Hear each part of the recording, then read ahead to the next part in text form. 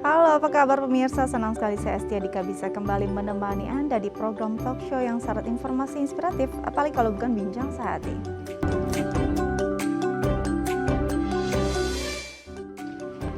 Pemirsa bincang sehati, pernahkah Anda mendengar istilah penyakit spondilitis ankilosa? Nah, ini adalah satu penyakit kronis yang menyerang tulang belakang yang menyebabkan celah-celah di pada ruas tulang belakang yang tertutup dan biasanya penderitanya akan lebih bungkuk. Nah, cara mengatasinya gimana ya?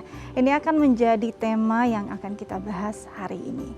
Oke, sebelum kita membahas hal itu, kita lihat dulu ada beberapa mitos atau fakta seputar nyeri di tulang belakang. Apa saja kita bahas satu persatu ya. Oke, yang pertama adalah sakit punggung ini karena duduk tegak. Apalagi kalau kita yang memang biasanya duduk di kantor gitu ya, 8 jam gitu ya, duduk dengan kondisi yang terus-menerus di depan komputer. Ini biasanya akan merasakan kondisi lelah gitu. Tapi sebenarnya duduk tegak adalah duduk yang dianjurkan gitu ya. Karena dibandingkan dengan duduk membungkuk, ini akan membuat tulang belakang kita juga akan merasa lebih tidak nyaman. Tapi sebenarnya apakah duduk tegak ini punya istilahnya impact yang lumayan bahaya gitu ya untuk kesehatan atau nyeri tulang belakang atau nyeri punggung? Nanti akan kita bahas bersama pakarnya ya. Oke, selanjutnya adalah istirahat di tempat tidur ketika sakit punggung. Nah, biasanya memang enaknya rebahan nih kalau punggung kita sakit ya. Tapi sebenarnya rebahannya seperti apa? Karena biasanya juga untuk orang-orang yang punya masalah tulang belakang atau punya nyeri punggung gitu ya, ada tempat tidur khusus untuk ortopedi, tempat tidur yang memang biasanya lebih keras atau lebih datar dibandingkan dengan tempat tidur yang lain gitu ya, tempat tidur yang normal yang biasanya lebih empuk gitu, karena memang ternyata untuk kondisi semacam ini perlu ada tempat tidur khusus. Tapi nanti kita bahas lagi dengan pakarnya, perlu nggak sih ada tempat tidur yang khusus dan impactnya seperti apa untuk kita yang memang punya masalah tulang belakang ya. Oke, selanjutnya adalah terjadi akibat cedera atau angkat berat. Biasanya nyeri punggung itu bukan tanpa sebab sih. Pastinya biasanya memang karena ada kondisi-kondisi tertentu, baik yang memang ini adalah kebiasaan-kebiasaan yang dilakukan rutin atau suatu hal yang sifatnya kecelakaan mendadak atau cedera mendadak. Biasanya karena kita angkat berat dengan tiba-tiba tanpa adanya persiapan, kita mungkin membungkuk dengan kondisi yang tidak sempurna. Ini membuat ada otot-otot yang tertarik juga ya. Nah, ini mungkin jadi kondisi-kondisi yang membuat adanya tulang belakang atau punggung kita merasa nyeri. Nanti kita bahas satu persatu juga nih sama pakarnya ya. Oke, selanjutnya adalah tidak bisa dialami oleh orang kurus. Biasanya mungkin kalau kita berpikir tentang tulang belakang, apalagi mungkin di area punggung gitu ya, ini adalah penopang tubuh kita satu-satunya. Berat badan kita pasti memengaruhi kerja dari tulang belakang kita. Nah, apakah benar bahwa orang kurus tidak mungkin merasakan adanya gangguan pada tulang belakang? Tidak mungkin merasakan adanya nyeri punggung? Nah, ini kayaknya perlu dikaji lagi ya, benar atau enggak. Karena sebenarnya tadi bisa dibilang juga ada nyeri-nyeri yang bisa dirasakan karena adanya cedera. Oke. Selanjutnya adalah olahraga memperburuk sakit punggung. Memang sepertinya saat sakit punggung itu kita juga sulit untuk bergerak, apalagi melakukan olahraga-olahraga yang cukup membuat ada kerja yang luar biasa pada otot-otot di punggung kita. Misalnya angkat beban gitu ya, atau mungkin sit up begitu yang memang menggunakan otot-otot di area tersebut. Apakah ini akan memperburuk atau justru bisa membuat ada stretching di area tersebut? Itu yang akan kita bahas nanti bersama pakar kita, tapi kita harus jeda terlebih dahulu. Jangan kemana-mana, tetap bersama kami di Bincang Sehati.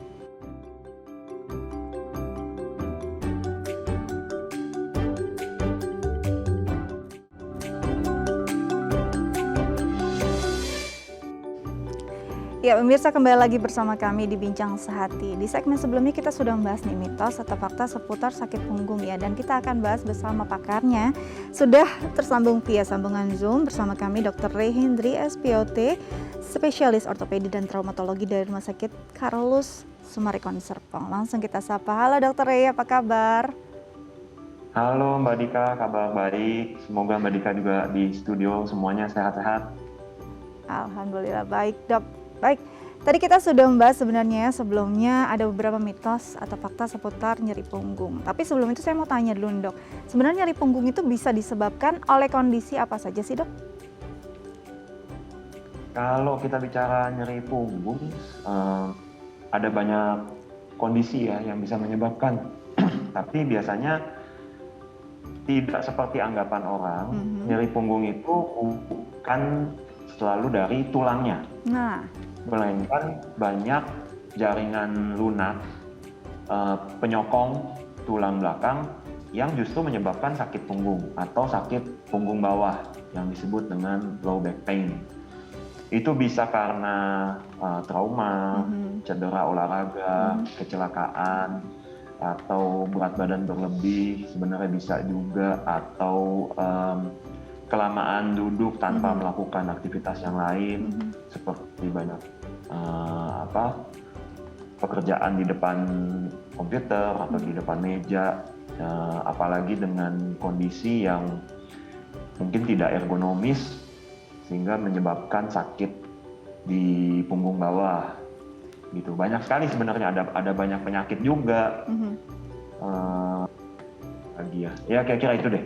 Jadi memang sebenarnya banyak kita penyebabnya, tidak melulu bahwa penyakit atau rasa sakit nyeri di punggung, di area punggung ini disebabkan karena tulang belakang, karena banyak jaringan juga di situ ya dok ya.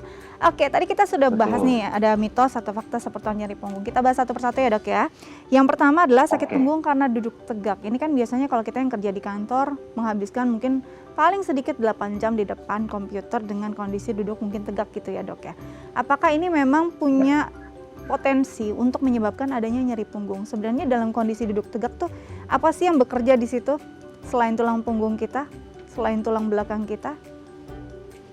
Jadi gini, dengan semakin banyaknya orang yang kerja di depan komputer lama, mungkin 8 jam nggak bangun-bangun, duduk terus, tentu kita membutuhkan lingkungan kerja yang ergonomis. Ergonomis itu maksudnya sesuai dengan ukuran badan kita. Jadi seharusnya tingginya meja itu sesuai, tingginya komputer, tingginya kursi, kursinya juga mestinya ada sandarannya. Terus kalau bisa setiap setengah atau 1 jam sekali kita melakukan stretching yang cuma butuh sekian detik, itu akan menghindari kita dari sakit punggung atau sakit punggung bawah. Jadi kalau ditanya mitos atau fakta itu sakit punggung karena duduk tegak, ya bisa menjadi fakta. Oke, jadi sebenarnya dalam kondisi duduk tegak, dalam kondisi kita memang bekerja 8 jam dengan posisi itu terus, itu bukan cuma bangkunya saja ya atau kursinya saja yang difikirkan, tinggi meja, karena ini pastinya ada gerakan otot juga ya saat kita mengetik, dan ini bisa menyebabkan adanya nyeri punggung. Jadi bisa dibilang ini adalah fakta. Oke, selanjutnya adalah istirahat di tempat tidur ketika sakit punggung. Nah biasanya kita rebahan ya dok ya biar lebih enak gitu. Apakah ini membantu menjadikan otot di sekitar area tulang kita atau di punggung kita menjadi ada relaksasi, atau justru sebenarnya tidak diperkenankan sebelum ada yang stretching? Kalau kita sedang menderita sakit punggung atau sakit punggung bawah, tentu yang benar adalah istirahat dulu, benar. Jadi iya, tapi Mbak Dika jangan berpikir kalau istirahat di tempat tidur itu harus tiduran telentang terus, begitu terus, lama gitu, enggak. Jadi seharusnya yang benar itu kalau kita mau tiduran telentang, istirahat dalam kondisi terlentang, taruhlah bantal di bawah lutut kita. Ini akan membuat tulang belakang itu dalam kondisi yang lebih rileks. Gitu. Jadi memang istirahat. Itu ya? Betul, istirahat kalau lagi sakit memang benar. Tapi jangan kelamaan. Nanti setelah sakitnya mereda, setelah beberapa hari sakitnya berkurang, justru kita harus membangun kekuatan otot dan jaringan penyokong lain di sekitar punggung atau punggung bawah. Gitu. Oke, nah dok tadi kan bicara tentang tempat tidur ya, sebenarnya perlu nggak sih kan ada tempat tidur yang memang khusus ya untuk ortopedi? Sejauh mana ini berfungsi untuk orang-orang yang punya nyeri punggung atau masalah tulang belakang? Yang nggak boleh itu sebenarnya yang terlalu empuk ya. Sekarang sih kelihatannya sudah jarang yang empuk sekali sampai dia ngikut apa istilahnya ambles gitu ya. Kalau kita tidurin dia ambles, itu malah nggak bagus. Jadi secara lebih umum memang yang sedikit lebih keras itu sedikit lebih baik lah. Tapi ingat juga dalam kondisi terlentang bantal di bawah lutut supaya tulang punggung kita dalam kondisi yang rileks. Jadi tidak ada tense di area tersebut ya. Mungkin ini bisa jadi Ya, dan catatan itu untuk pemirsa di mempertahankan rumah.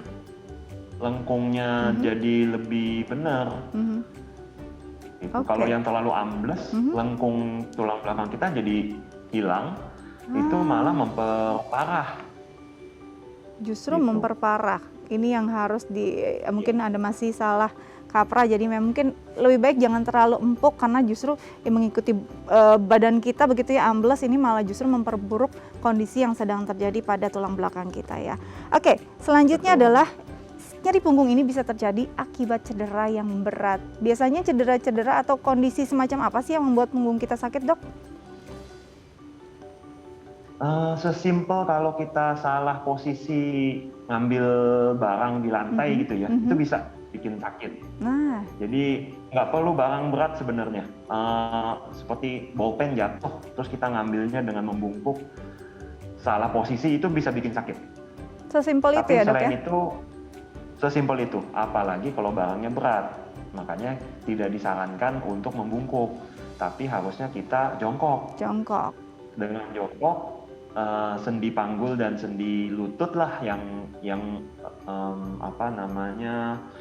digerakkan, sementara punggung dan punggung bawah itu tetap lurus, tetap dalam kondisi yang lebih bagus. Oke, Gitu. jadi tidak Selain ada itu, otot yang terlalu tertarik saat mengambil pulpen atau mengambil suatu benda yang jatuh di bawah Iya. begitu ya, Dok. Ini bisa menyebabkan ya betul. cedera punggung. Tidak harus barang berat loh, ternyata barang yang seringan pulpen pun bisa menyebabkan adanya cedera di punggung kita ya. Oke, Betul. selanjutnya nih, Dok ya. Katanya sih nyeri punggung sulit atau mungkin tidak dialami oleh orang yang kurus. Benar nggak nih? Ini mitos atau fakta nih, Dok? Kalau itu mitos. Siapapun bisa kena, siapapun bisa mengalami, apalagi kalau males bergerak, nggak pernah olahraga, kerjaannya di belakang meja terus dia kalau nggak ada kerjaan mungkin dia nonton TV lama sambil ngemil, makin lama makin gemuk, nggak pernah gerak juga, nggak pernah olahraga. Tentu ototnya, jaringan penyokongnya makin lemah, makin gampang juga dia kena. Itu pun nggak berarti orang gemuk aja yang bisa kena, yang kurus pun bisa. Oke, jadi nggak cuma orang gemuk loh yang bisa nyeri punggung atau nyeri tulang belakang. Ini mitos ya, bahwa ternyata yang mungkin yang badannya proporsional pun bisa merasakan apabila ada cedera atau mungkin ototnya tidak dilatih untuk lebih kuat. Nah, ini jadi memang harus hati-hati betul ya. Oke, yang terakhir nih, Dok, olahraga. Ya, gimana, Dok? Satu lagi Mbak Dika. Ya, silakan. Orang yang kurus atau mungkin yang seperti Mbak Dika bilang badannya proporsional, dia suka olahraga. Kalau dalam posisi olahraganya melakukan misalnya angkat bebannya, posisinya nggak benar, itu juga bisa bikin sakit. Jadi hati-hati. Jadi walaupun ototnya sudah dilatih sedemikian rupa, yang suka olahraga kalau posisinya tiba-tiba tidak benar, ini juga bisa menyebabkan adanya cedera pada otot, akhirnya ada cedera punggung dan rasa nyerinya pasti datang ya, Dok ya. Oke, yang terakhir nih, Dok, katanya kalau lagi nyeri punggung, kita berolahraga ini akan memperburuk kondisinya. Mitos atau fakta? Fakta. Kalau memang lagi sakit, lagi terkena serangan, memang disarankan untuk istirahat dulu, mungkin minum obat, fisioterapi, sampai sakitnya berkurang. Tapi setelah itu seperti saya bilang tadi, jangan malas untuk melatih, kita nyebutnya core muscles ya, jadi otot-otot sekitar perut, pinggang, punggung itu harus dilatih supaya kalau kejadian lagi sakit, nggak sesakit sebelumnya.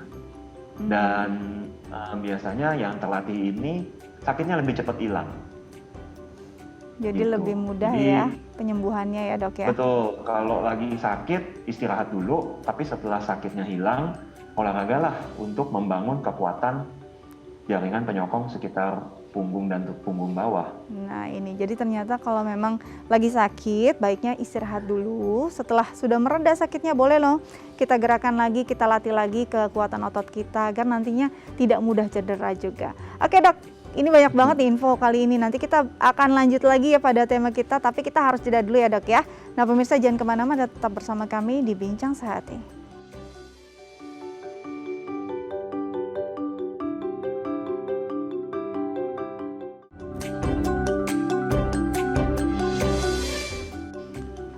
Baik pemirsa, kembali lagi bersama kami di Bincang Sehati dan kali ini kita akan bahas topik tentang spondilitis ankilosa. Tapi mungkin sebelumnya saya mengingatkan pemirsa, mungkin ada ingin memberikan pertanyaan terkait tema kita hari ini, bisa loh menelpon kami di 021 290 32644 atau DM ke Instagram kami di @theifamily. Kita lanjut lagi dengan Dokter Rea.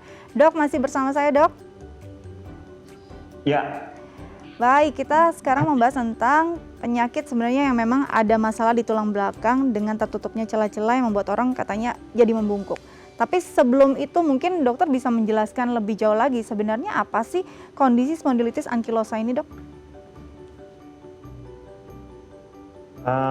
Spondilitis ankilosa, kalau kita nyebutnya ankylosing spondylitis ya. Oke. Ini salah satu jenis penyakit autoimun sebenarnya, di mana sendi-sendi tulang belakang kita itu kan banyak seperti blok-blok gitu ya, bersusun satu sama lain. Itu dan di setiap tulang belakang, di setiap ruas itu ada sendinya, karena dia berhubungan dengan tulang yang di bawahnya.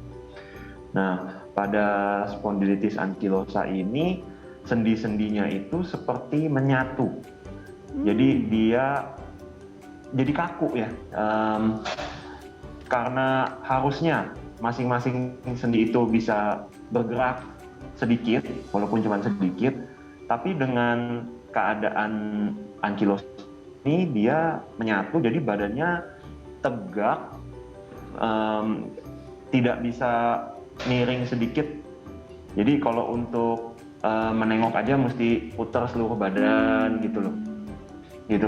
Jadi kayak orang nyebutnya jadi kayak robot ya. Oke. Gitu. Jadi ini kelainannya pada sendi-sendi di antara ruas tulang belakang yang menyatu. Oke, nah kalau kita melihat mungkin ya kalau hasil dari X-ray sendiri kan memang ada bantalan-bantalan di antara ruas tulang belakang. Berarti itu yang dimaksud ya, Dok ya? Betul, jadi di antara tulang itu ada bantalannya pun nanti ikut istilahnya menyatu ya. Jadi satu ruas itu jadi kaku. Oke, jadi sebenarnya harusnya tulang belakang itu kan sangat fleksibel ya, karena terdiri dari banyak sekali gitu satuan tulang, dan ini harusnya si bantalan ini membuat kondisi tulang belakang lebih fleksibel, justru ini menjadi kaku. Nah, ini disebabkan oleh apa sih? Kalau kita lihat kan biasanya autoimun kadang-kadang terjadi begitu saja dalam kondisi yang kadang-kadang sudah parah juga gitu ya, Dok ya. Sebenarnya masih bisa dicegah nggak sih, dan kalau kita tahu penyebabnya? Sebenarnya penyebabnya itu seperti saya bilang penyakit autoimun. Jadi di mana sistem imun kita itu menyerang badan kita sendiri. Betul. Nah, kenapa bisa gitu? Ini juga masih jadi penelitian ya sebenarnya kenapa bisa jadi begitu, dan dia ada yang nggak langsung muncul, tapi munculnya setelah kejadian infeksi misalnya, setelah kejadian cedera, apalagi ya, demam dan lain-lain, itu jadi muncul penyakit itu. Apakah bisa dicegah? Kalau sudah muncul dan sudah terjadi, tidak bisa, kita cuma bisa meredakan gejala ya jadinya. Oke, jadi memang sulit ada pencegahan kalau kita tidak tahu penyebabnya, karena penyebabnya sangat random ya, Dok ya, apalagi autoimun sendiri. Betul. Tidak tahu kapan dia akan istilahnya reaktif pada tubuh kita, harus ada stimulusnya, dan kita tidak tahu juga stimulusnya apa. Nah, Dok, kalau tadi memang tidak ada pencegahan, apakah ada kondisi-kondisi yang bisa kita lakukan untuk paling tidak merasakan betul ini kayaknya gejalanya deh? Kan kadang-kadang orang tidak sadar ya, apalagi kondisi di badan gitu. Kalau nyeri di bagian kaku, ada yang bilang salah bantal gitu kan ya. Yang bisa membedakan gejala ini dengan gejala mungkin cedera biasa tuh apa, Dok? Yang bisa membedakan dengan gejala biasa ya. Sebenarnya sih setiap gangguan, kalau udah disebut gangguan kan berarti mengganggu kita. Kita mau bekerja nggak enak, kita mau ngapain juga terhalang, terbatas. Ada bagusnya dicek dulu ke dokter. Misalnya nanti akan di anamnesis, terus kemungkinan juga diminta melakukan X-ray atau ronsen untuk melihat susunan tulangnya bagaimana. Nah, itu kan akan kelihatan dari sana. Oke. Jadi sebelum kita menentukan ini spondilitis ankilosa atau bukan, atau cuman sakit punggung biasa karena kebanyakan duduk, ya diperiksa dulu. Gitu. Biasanya kita akan memberikan mungkin fisioterapi atau obat-obatan atau regimen olahraga ringan sedikit. Dan kalau masih terjadi, masih sakit, setelah berapa lama ada pemeriksaan lain, pemeriksaan cek darah istilahnya, yang kita bisa mendukung diagnosis spondilitis ini.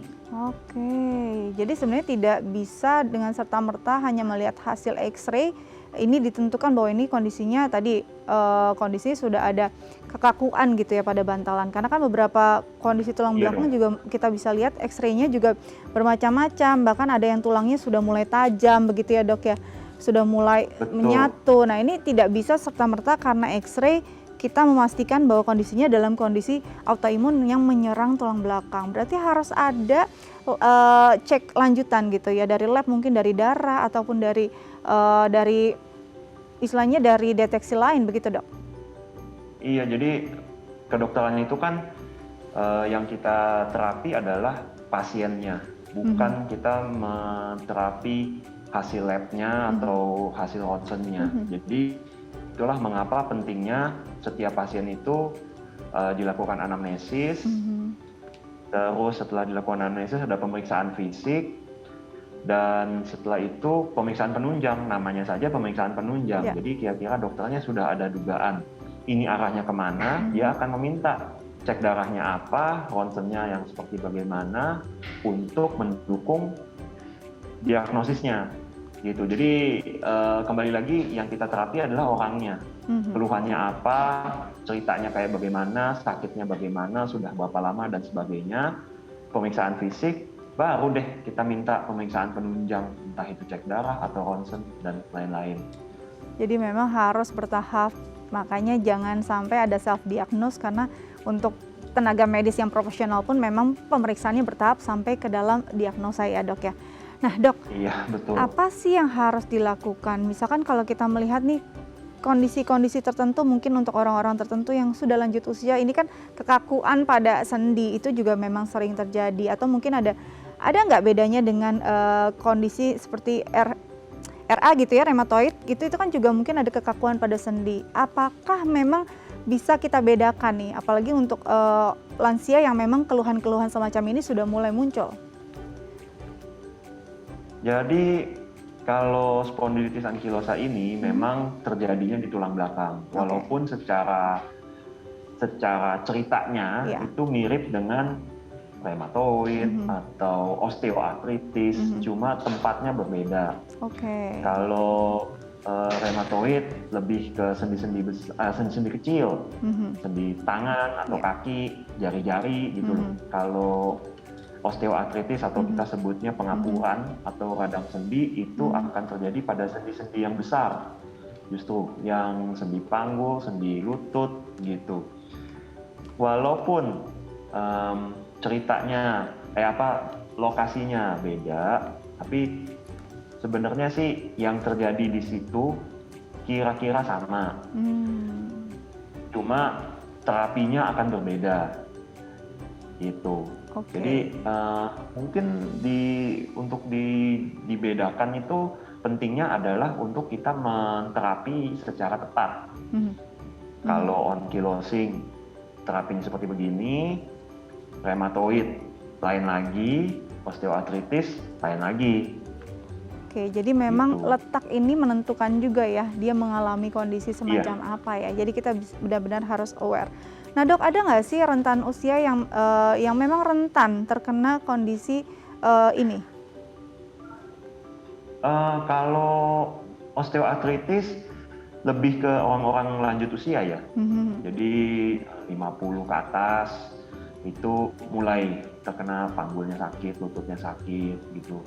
Tapi kalau spondilitis ankilosa atau rheumatoid arthritis ini sebenarnya dewasa muda pun bisa. Gitu. Iya, sayangnya begitu. Jadi kadang-kadang kita kasihan juga ngelihatnya karena masih muda kok udah sakit-sakitan sendinya gitu loh. banyak yang seperti begitu. Oke, jadi memang tidak menutup kemungkinan yang masih muda pun bisa langsung merasakan kondisi ini kalau memang ada masalah dengan imunnya, ada masalah dengan kondisi tubuhnya ya, Ya, apalagi disertai dengan ada ya, infeksi ataupun ada cedera yang akhirnya menjadi stimulus munculnya kondisi tadi. Nah, Dok, betul apa sekali. sih yang bisa dilakukan? Biasanya kalau udah ada tadi ada X-ray, lalu ada istilahnya ada cek yang penunjang tadi, biasanya dokter akan memberikan terapi semacam apa untuk kondisi pasien tersebut? Kalau terapi secara umum kita mencoba dulu dengan medikamentosa, artinya obat-obatan dan fisioterapi. Mhm, Terus mungkin juga perubahan gaya hidup, mhm. ya yang berat badannya berlebih kita coba kurangi, yang pekerjaannya di belakang meja terus-terusan kita coba untuk dimodifikasi. Terus kebiasaan-kebiasaan yang kurang baik seperti tidak suka olahraga, kerjanya duduk terus itu juga kita coba ubah, atau tempat kerjanya pun kalau bisa lebih ergonomis gitu. Nah, ini obat-obatan, fisioterapi, perubahan gaya hidup ini biasanya kita coba dalam 3-6 bulan. Mhm. Kalau 3-6 bulan dengan usaha yang optimal, kok belum ada hasil yang diinginkan, mungkin butuh operasi gitu. Secara umum sih begitu ya. Untuk operasi sendiri, ini apa yang bisa dilakukan, Dok? Ini kan istilahnya karena memang ada autoimunnya, setelah operasi apakah masalahnya akan selesai atau sebenarnya tergantung lagi kondisi badannya? Jadi tergantung dari keluhannya sudah seberapa parah, Mhm, nanti hasil ronsennya sudah seberapa parah, mhm. sendinya terkena, apakah sudah mesti dilakukan operasi penggantian sendi istilahnya, Oh, oke. gitu loh. Jadi Iya, memang jadi kalau sampai misalnya itu kan ada mhm, tahapan-tahapannya. mhm, mhm. Pasien ini baru tahap 1 atau 2, itu kan belum butuh operasi Iya, istilahnya. Masih bisa kita optimalkan dengan obat-obatan, fisioterapi, perubahan gaya hidup. Dan kalau kasusnya autoimun, memang ada obat khusus lagi betul. yang kita bisa berikan untuk mengurangi dan memperlambat proses penyakitnya ya, Mhm, mhm. gitu. Oke, nah karena ini masuk dalam kategori autoimun yang jadi pertanyaan bisakah sembuh? Nah, tapi kita bahas nanti ya, Dok, ya setelah jeda ya. Nah, pemirsa jangan kemana-mana, tetap bersama kami di Bincang Sehati.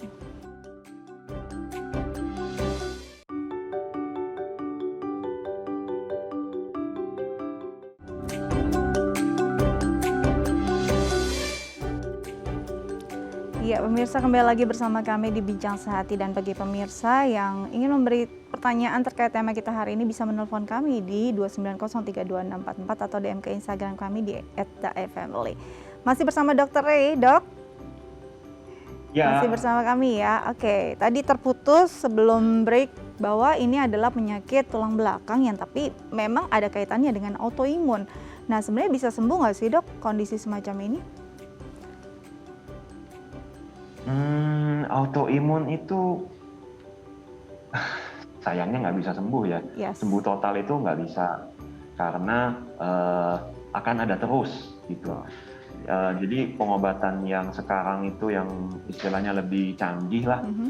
itu juga sebenarnya tidak menyembuhkan, tapi sangat jauh mengurangi gejala sehingga pasiennya bisa lebih fungsional, bisa lebih menjalani hidup dengan lebih nyaman gitu. Tapi apakah penyakitnya itu sendiri hilang? Mhm. Enggak. Jadi paling tidak membantu ya, membantu kondisi pasien untuk hidup dalam kondisi yang lebih baik walaupun memang Sangat penyakitnya masih sangat ada. membantu. Oke, nah Dok, ada nggak sih tips dari dokter sendiri untuk mungkin kondisi teman-teman di rumah atau pemirsa di rumah yang memang rasanya mulai ada nggak nyaman nih di tulang belakang? Perlukah dia melakukan exercise sendiri atau bisa melakukan gerakan-gerakan yang paling tidak membuat rasanya lebih nyaman sebelum akhirnya dia berkonsultasi dengan dokter? Oke.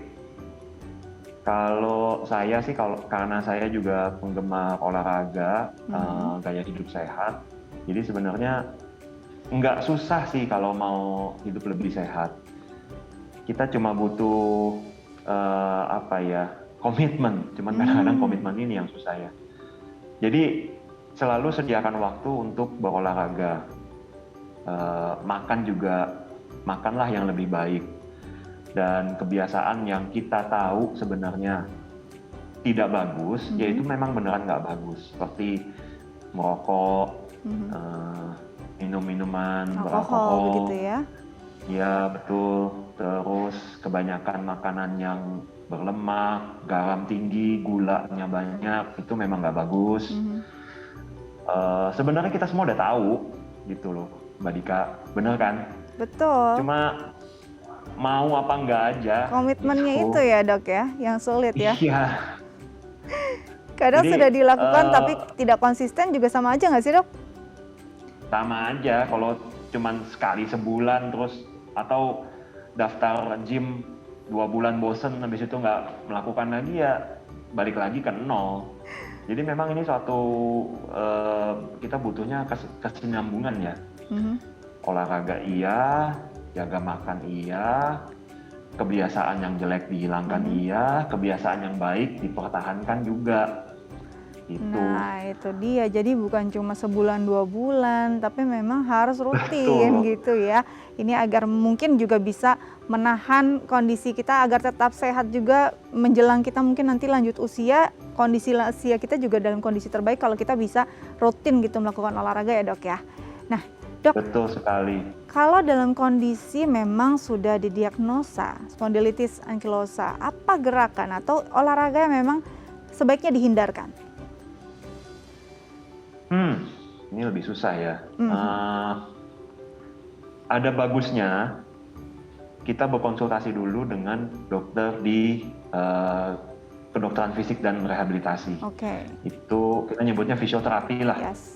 Nah, di sini kan mereka yang lebih berkompeten untuk gerakan seperti apa sih nih yang masih boleh dilakukan atau yang tidak boleh dilakukan atau yang boleh dilakukan terbatas.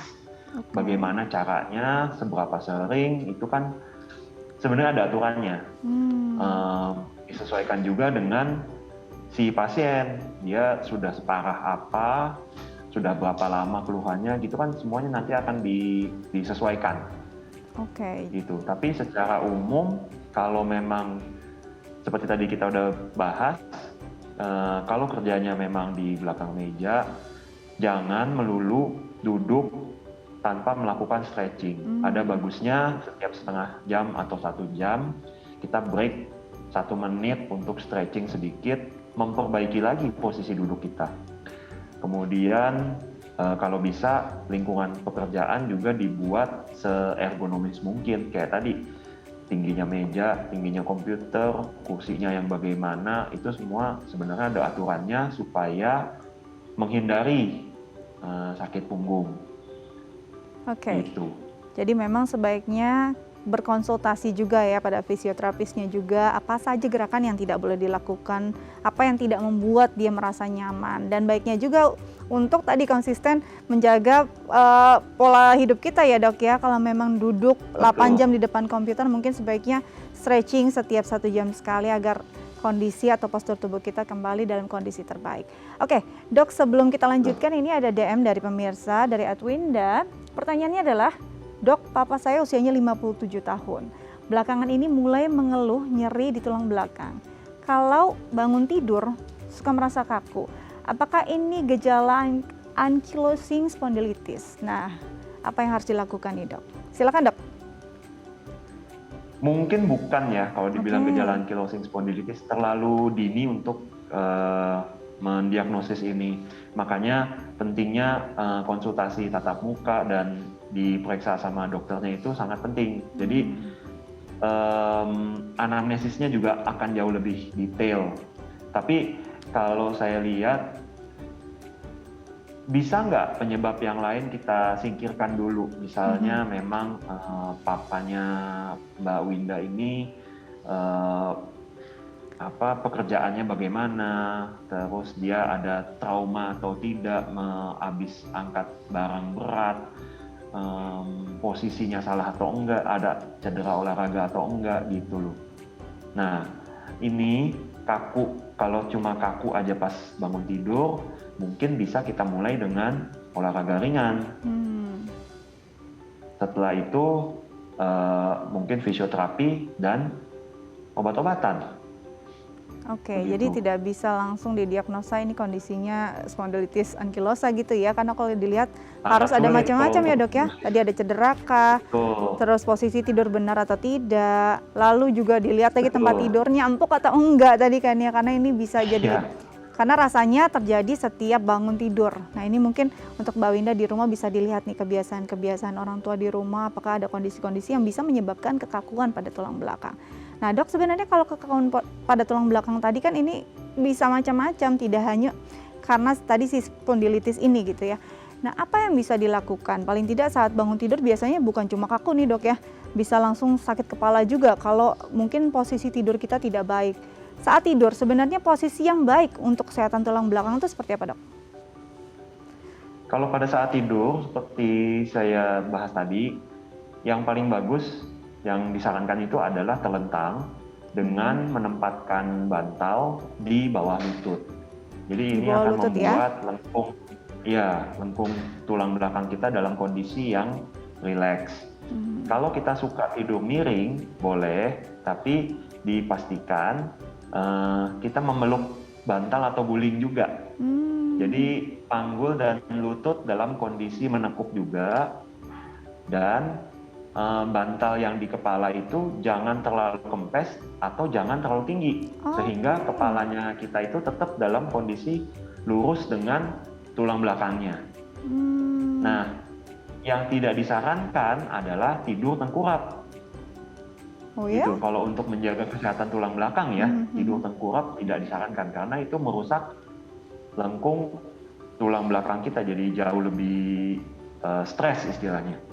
Oke, jadi memang terbaik adalah dengan kondisi terlentang, lalu ada bantal mungkin yang membuat level lutut kita lebih tinggi, ini akan ada relaksasi untuk tulang belakang kita. Andai kata miring, mungkin tadi dokter sarankan kita tetap memeluk guling atau bantal ya dok ya. Ini membuat istilahnya ada topangan lain gitu ya, selain kalau miring kan berarti kita tetap tense gitu ya ototnya sebenarnya. Nah, tidak disarankan untuk tengkurap ternyata pemirsa. Jadi ini justru merusak lengkungan dari tulang belakang kita. Dok, kalau misalnya memang sudah ada tanda-tanda nih dok, rasanya nggak nyaman gitu ya, apalagi memang sempat jatuh gitu ya. Ada beberapa orang yang setiap jatuh atau apalagi sudah jatuhnya di area tulang ekor gitu, ini ya sudahlah kalau rasanya sudah membaik, dia biasa saja gitu, tidak melakukan pengobatan. Sebenarnya ini ada impact-nya nggak sih jangka panjang saat dia mungkin jatuh, ada cedera, lalu didiamkan begitu saja tanpa adanya pemeriksaan tulang belakang? Nggak apa-apa juga sih kalau didiamkan, cuma memang ada baiknya kalau kita terus menjaga ya kekuatan, kestabilan tulang belakang dan jaringan sekitarnya yang untuk mendukungnya. Itu sangat penting. Jadi kalau terjadi lagi nggak sesakit sebelumnya dan sakitnya akan lebih cepat hilang. Gitu. Jadi kalau kita kan jatuh itu kan kadang-kadang nggak bisa dihindari. Jadi sebenarnya nggak apa-apa juga ya dok ya, tidak langsung berkonsultasi dengan tenaga medis ya. Jangan maksudnya jangan dianggap remeh lah. Setidaknya periksa dulu, pastikan ya amit-amit ada yang patah atau bagaimana, kan kita nggak tahu kalau kita nggak periksa.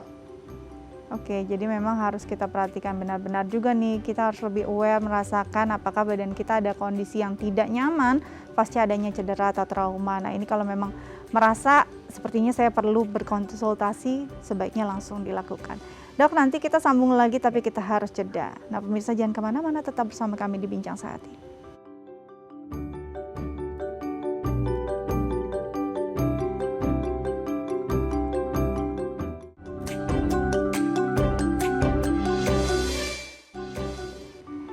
Baik pemirsa, kembali lagi bersama kami di Bincang Sehati. Tadi kita sudah membahas banyak hal sebenarnya tentang kondisi-kondisi masalah tulang belakang, apalagi yang disebabkan oleh autoimun yang menyebabkan sendi menjadi kaku, dan ini memang perlu penanganan atau pengobatan jangka panjang, mengingat autoimun juga masih sulit untuk disembuhkan, bahkan mungkin masih jauh dari kata sembuh. Kita kembali dengan Dr. Ray. Dok, masih bersama kami? Ya, Mbak Dika. Oke, jadi sebenarnya kesehatan tulang belakang ini adalah masalah yang penting ya dok ya. Jadi sebaiknya sejak dini kita harus jaga karena itu satu-satunya penopang tubuh kita. Kita akan bahas beberapa tips yang mungkin berguna untuk pemirsa di rumah terkait menjaga kesehatan tulang belakang. Yang pertama nih dok ya, kita bahas bahwa sebaiknya kita memang menghindari makanan atau konsumsi yang bisa merusak tubuh kita seperti alkohol dan rokok. Sejauh mana nih dok ini berpengaruh pada kesehatan tulang belakang kita? Kalau untuk rokok ya sudah ada penelitian, kalau terjadi cedera, patah tulang atau cedera lain, sebenarnya rokok itu menghambat penyembuhan. Jadi sudah ada perbandingan antara yang merokok dan yang tidak sama-sama cedera, yang merokok itu lebih lama sembuhnya. Gitu. Jadi memang kita udah tahu lah rokok itu jelek, nggak ada untungnya, itu juga memang benar. Tapi kalau minum minuman beralkohol, belum, sejauh pengetahuan saya belum ada penelitian yang membuktikan kalau ini jelek ya terhadap kesehatan tulang secara khusus. Tapi rasanya kalau kita minumnya terbatas, mungkin efeknya nggak dramatis. Jadi jadi memang ini tergantung pada asal terbatas. Iya, kita harus tahu batas mana gitu ya. Mungkin saat dikonsumsinya hanya sesekali, dikonsumsinya bukan konsumsi rutin dan berlebihan, mungkin efeknya juga akan makin minim gitu ya untuk kesehatan. Tapi kalau dilakukan secara terus-menerus menahun ya, no wonder ya kalau misalnya kesehatan kita makin menurun dan impactnya makin besar. Oke.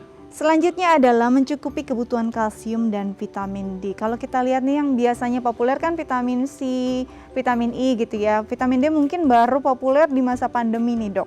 Sebenarnya sejauh mana sih vitamin D ini memang jadi konsumsi yang penting bukan hanya untuk menangkal pandemi ataupun COVID-19. Silakan dok. Ya, kalau saya menganut paham selama kita masih bisa dapat dari sumber alami, sebenarnya sih mungkin kita nggak perlu lagi suplementasi yang diminum ya. Jadi kalau kita bisa berjemur sehari sekian lama, terus kita juga masih bisa makan buah dan sayur yang cukup, yang kaya akan kalsium, mungkin kita nggak butuh lagi tuh suplementasinya. Tapi memang kalau dirasa kurang, bagus itu kita minum suplementasi. Kalau kita masih bisa dapat dari sumber yang alami, silakan alami dulu aja gitu. Toh itu juga lebih mudah dan murah didapat. Kita tinggal berjemur, sayur dan buah dimakan, mestinya sih cukup. Tapi memang ini penting ya. Jadi memang penting, apapun itu memang penting konsumsi ataupun asupan nutrisi vitamin D ini untuk tubuh kita. Tapi memang sebaiknya kalau kita bisa pilih dari bahan-bahan yang alami, dari yang alam sudah siapkan untuk tubuh kita, ini akan lebih baik lagi ya dok ya. Jadi membuat kita juga bisa memanfaatkan apa yang ada di sekitar kita, memanfaatkan makanan kita juga akhirnya kalau paham dengan nutrisi yang penting buat tubuh kita, ini akan membuat diri kita lebih selektif lagi memilih makanan apa yang akan kita makan atau kita asup ya. Oke, selanjutnya adalah rutin berolahraga. Sejauh mana rutin berolahraga ini bisa membantu kesehatan tulang dan juga tubuh kita, khususnya tulang belakang. Silakan dok. Sangat bagus ya kalau kita bisa rutin berolahraga. Selain meningkatkan kesehatan secara umum, kita juga akan menguatkan dan memperkuat dan membangun kesehatan setiap sendi, tulang belakang, otot, ligamen dan semuanya. Jadi kita lebih mudah lebih susah terkena penyakit, lebih gampang menghindari penyakit, dan kalau terkena penyakit pun recovery atau pemulihannya akan jadi lebih cepat. Gitu. Jadi olahraganya pun mungkin nggak lakukan yang kita suka. Ada yang suka sepedaan, ada yang suka lari, ada yang suka basket. Asal dilakukan dengan benar, tidak overtraining, pasti akan hasilnya bagus. Baik, jadi olahraga apapun sebenarnya sangat bermanfaat ya. Mau olahraga ringan, berjalan kaki, lari, sepeda, bisa banyak pilihan ya dok ya. Selama dilakukan dengan baik, tepat, dan juga konsisten agar ini bisa berlangsung terus menerus. Jadi kesehatannya bisa terjaga terus ya dok ya. Oke, selanjutnya adalah duduk dan berdiri dengan tegak. Sejauh mana sih posisi kita duduk, posisi kita berdiri itu berpengaruh pada kesehatan tulang belakang kita dok? Nah, kalau berdiri ini memang banyak orang yang membungkuk, itu memang kurang bagus ya. Jadi kalau kita berdiri tegak, istilahnya dada membusung, perut ditahan ke dalam, itu memang lengkung tulang belakang kita jadi lebih betul. Nah, kalau dalam posisi begini, posisi yang betul dalam waktu yang lama akan lebih bagus dibandingkan kalau posisinya nggak betul, seperti membungkuk atau mendongak kelamaan, itu membuat penekanan yang tidak perlu dan membuat badan kita jadi lebih cepat capek dan posturnya makin lama makin jelek. Bungkuk gitu ya dok ya. Jadi memang posisi berdiri harus benar-benar diperhatikan. Oke dok, terima kasih banyak loh sudah berbagi bersama kami di Bincang Sehati. Tetap jaga kesehatan dan selamat kembali beraktivitas dok. Ya. Baik pemirsa, itu tadi tips dari kami, semoga berguna untuk Anda. Saya Astia Dika pamit undur diri, sampai jumpa.